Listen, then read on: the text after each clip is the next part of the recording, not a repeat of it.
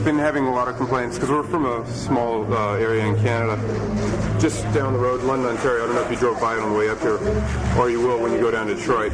We usually don't have a problem, but we had some complaints recently, and I was playing, Mr. Bungle, Mike Patton's old band. Yeah, I heard about that. Yeah. Gotten a bit of shit from my station manager. Not too much, but we don't usually have that much of a problem with censorship, but there's been a real crackdown the last little while. It's been all over the place. Yeah, it's really frustrating. It's just I don't know what to do. It's start a pirate radio, a global pirate radio station. Well, that's ultimately what I'm going to do because that's what I'm in, right, in school. So in the next couple of years, hopefully I'll be able to learn how to build the sucker. All kinds of manuals and books on the subject. Actually, could have gotten a hold of this really low powered transmitter. I was thinking of souping it up. That would have been right on. Pretty punk rock. Get your moped going. Throw it in the back of the van, Right on. Okay. You must excuse this completely contrived interview, but okay. Can I get you to do a station ID? Sure. You're listening to Left Wing Radio. 94.7. 94.7. Radio Western. Radio Western, and this is Kurt from Nirvana. Cool. Okay, first question. Why did you decide to start your tour in Toronto? I think we were planning on starting on the East Coast, so I have no idea. Ask my manager. I don't even pay attention to the itinerary where we're going. I mean, I'm glad I'm here. I'm going to put this in someone's drink. I'm glad we're in Canada. I had no idea that we were even going to come to Canada, really. I mean, I expected to come sometime this year on tour, but I just don't pay attention to the itinerary where we're going because, well, I can't say that it's all the same, but it's more exciting that way, just showing up in a town. I don't really like to pay attention to the politics or, what's going on in the band at all.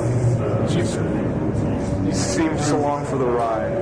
You just want to distance yourself from all the administrative stuff and just play. Exactly. Yeah, that's why we have a manager now, and he sets things up like this. I mean, of course, he communicates with Chris, and Chris will tell me, basically what's going on, but, if there's anything that we don't like, we'll let them know. It's not like we don't care, and we're not listening, and they just set up whatever we want, and, we just go along.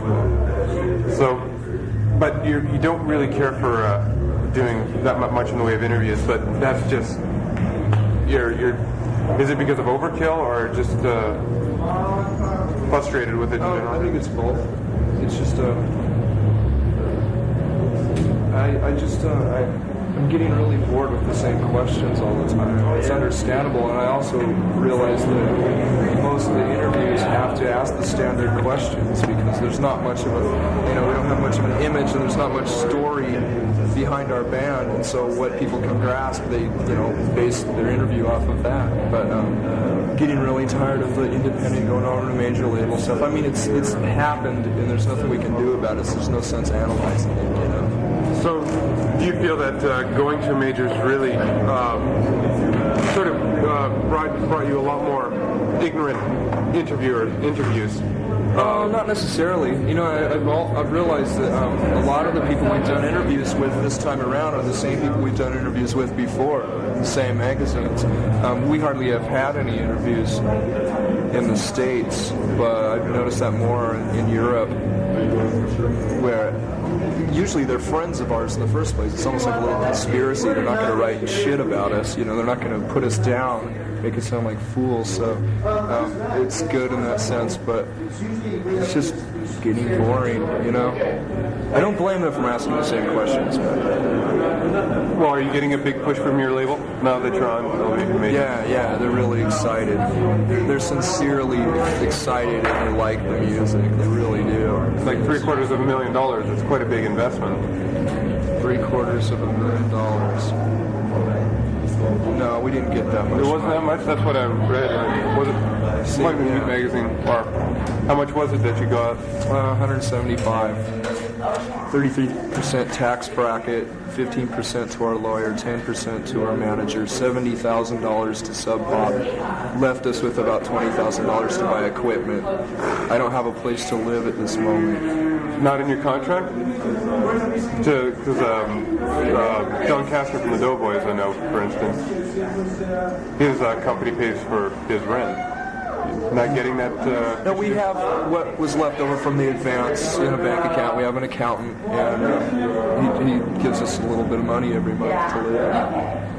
So we've been on tour and we've been recording for so long that I haven't had a chance. I got evicted from my apartment about 3 months ago, and every time we come back, we only have a few days at home, so I usually just go to my mother's, and I haven't found a place to live yet. So you're still struggling, though? No, we're not struggling. I think I don't know, financially we're well off. I mean, it's more money than I've ever had in my life. You know, to be able to pay rent every month, it's great. You know, I can't ask for any more. So you're having fun, then? Oh yeah, definitely. It's taken a lot of problems away, you know. Question about the new album. Why did you choose Butch Big to help produce the new album, Nevermind?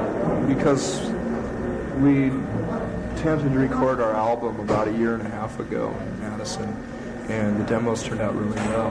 So we decided to do it again.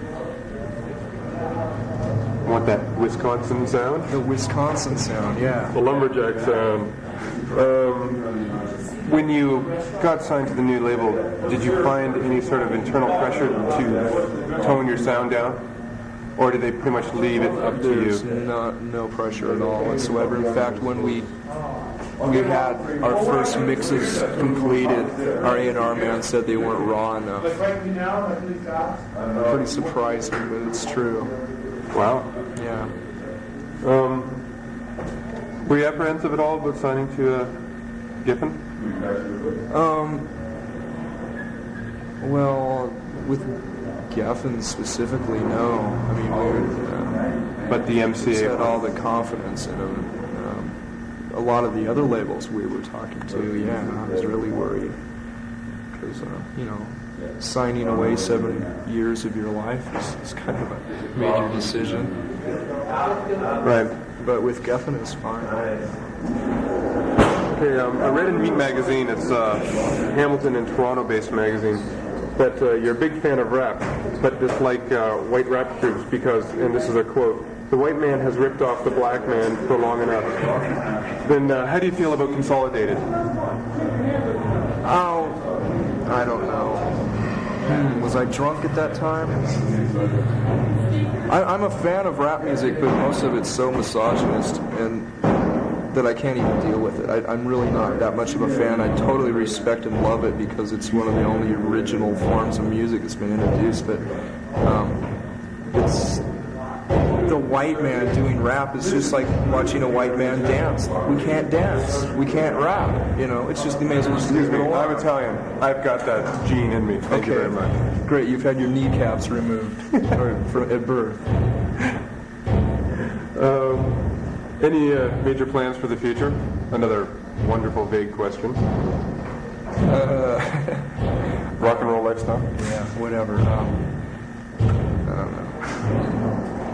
Television's out the window, red snapper, fire extinguishers, sparklers, fireworks. Screwdrivers, hammers, that sort of thing? Yeah. Cool.